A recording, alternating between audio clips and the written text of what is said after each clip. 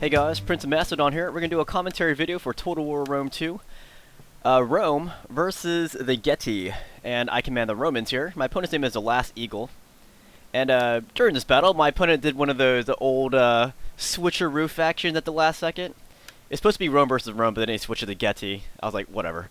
So he went with 3 horse archers. It's like 2 mercenary Thracian calves. He's got his general unit right there. And he's got 2 spear units, or 2 armored spear cav units, and then 2 additional units. And then he has 5 of these armored spearmen, 1 really low quality spear, and then 3 axes. I have 4 auxiliary cav, 2 Syrian archers, legatus, auxiliary cav, and 10 legionnaires. So anyways, I kept my right flank and my left flank hidden, and I also hid my half of my legionnaires in the forest here.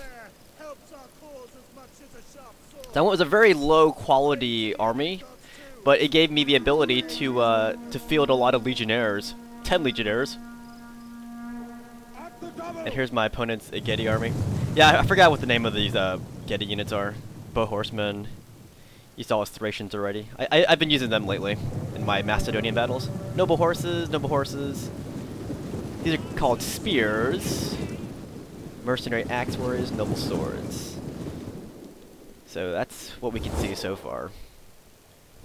Anyhow, he's gonna come down with these his Thracian cav. At this point, he's gonna see all my hidden units over here. So he's gonna back off really quickly.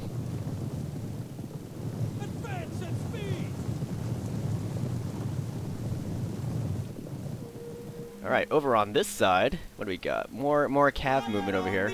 So again, these 2 units of auxiliary cav are hidden. And this is not a good idea because he has some better cav on this side. He's got these 2 spearmen, then he's got more cav coming down, so these guys cannot hold out if they wanted to. They can hold out for a few seconds, or like a minute or so, but they cannot beat those guys. Over here, on the other hand, I probably could. I got my Syrian archers here, supporting my my cav. I was really intent on shooting up his Thracians, but he was stayed out of range, though.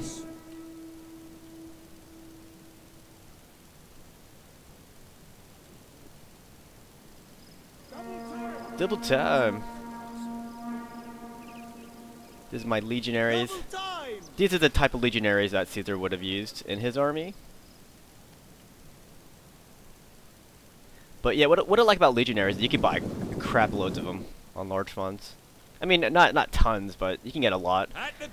Of course, if you get a pre-Marian type army, you can get tons of Principe, Sestati, and Triarii too. But I do like these legionaries of Caesar. But yeah, we're doing a lot of jockeying around for position here. My opponent's gonna shoot me with these bow horsemen, but from the front I wasn't too worried. He did take out, what, 7 legionaries on this side, but I wasn't too worried. Advance at speed. I mean, if I lose a few legionaries in exchange for his ammo supply, then that's a fair exchange in my opinion. And at that, I'm taking minimal damage. These shields are huge. But he is slowly but surely he's going to wrap his troops around mine.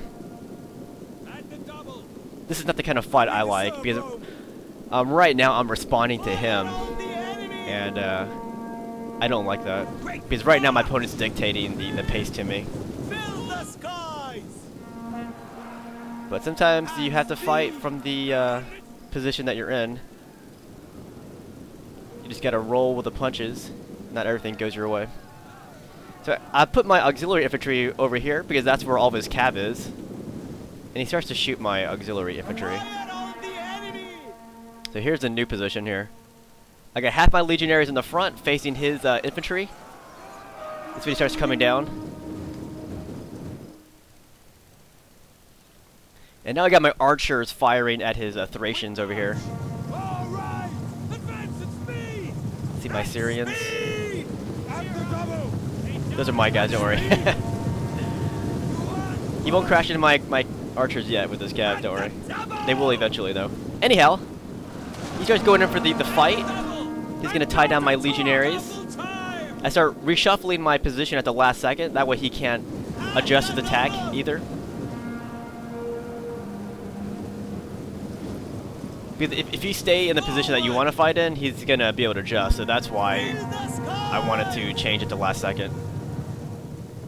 So he's gonna come in here. I'm gonna pull my archers out. I'm gonna push my auxiliary infantry in, and I got my auxiliary cav right here ready to pounce too.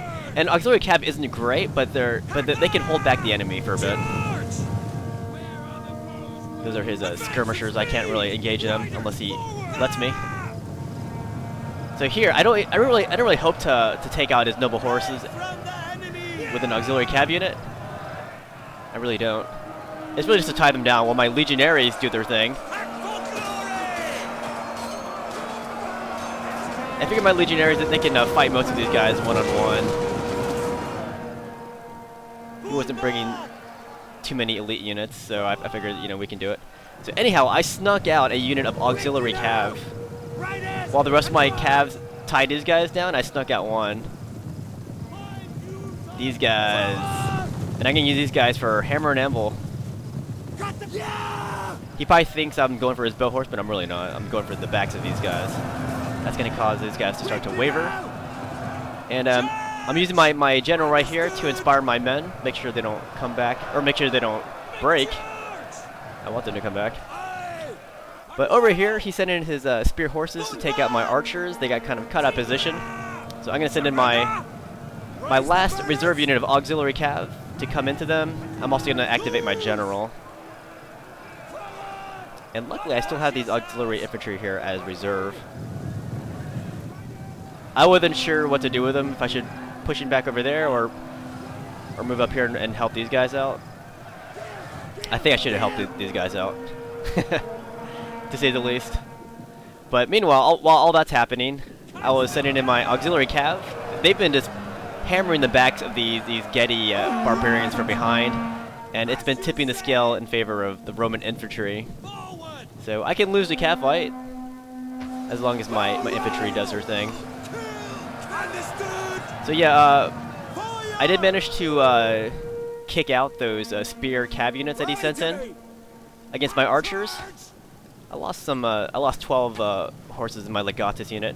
He's gonna go back in. Here you go, guys. His cav charging into my archers. You guys are. That's become quite a common sight now. And look at my auxiliary cav still working their way down this line here. They did hammer and anvil here, here, here, and then finally over here. They basically did their rounds. But there's my auxiliary infantry trying to chase those cav out. These guys were free. I didn't notice it, but I was playing extreme overhead.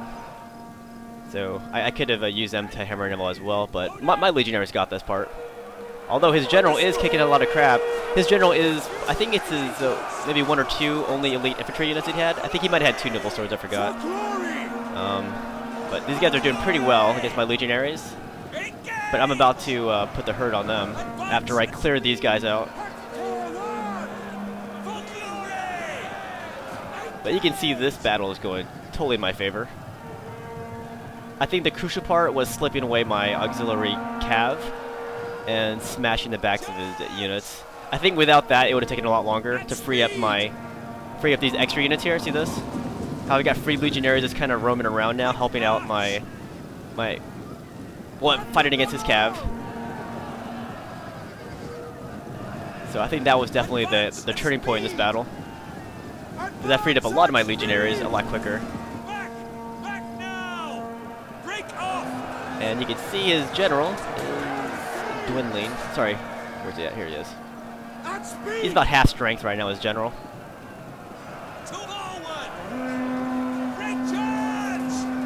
Sweetness.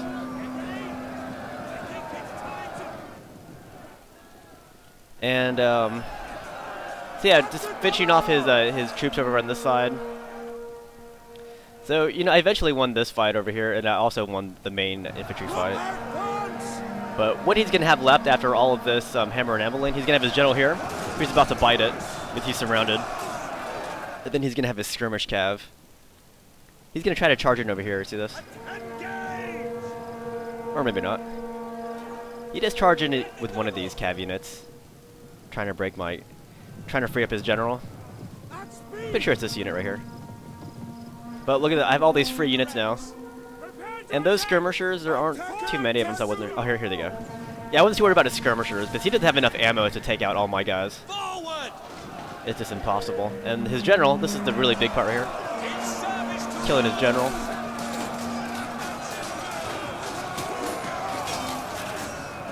We're gonna watch his mayhem. Legionaries taking on the barbarians. So now he's leaderless. I'm leaderless too, but that's to be expected in my battles. So now he's down to these 3 skirmish cav units. 2 are bow horsemen, the other one is actually all 3 of them are bow horsemen. So here I was hoping that my charge on them would just break them. But you're gonna see he's just gonna pull away and they don't break. Sometimes when you do charge like this and they have very few troops left, sometimes their morale will just sag and that'll cause the game to end. But here it's not. They're not doing it. So I'm gonna reform my guys into a line because just chasing those horses isn't gonna be a good idea for foot units. It's just gonna exhaust my men more, and that'll give him the gall to keep running around the map. So I'm just gonna reform my guys. I think at this point, time is on my side. By the way, this is commentary from a replay. This time right here, that's how much time is in the replay, not the actual battle. So yeah, I'm just gonna form into that line right there, and at the point his guys just break. As I said, when you're that low in troops, yeah, you're probably just gonna break.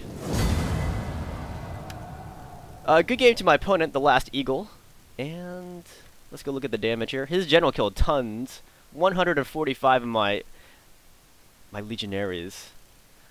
And on my side, this unit of legionaries got the most kills, 161. Anyways, I hope you guys enjoyed this battle. I'll see you guys later.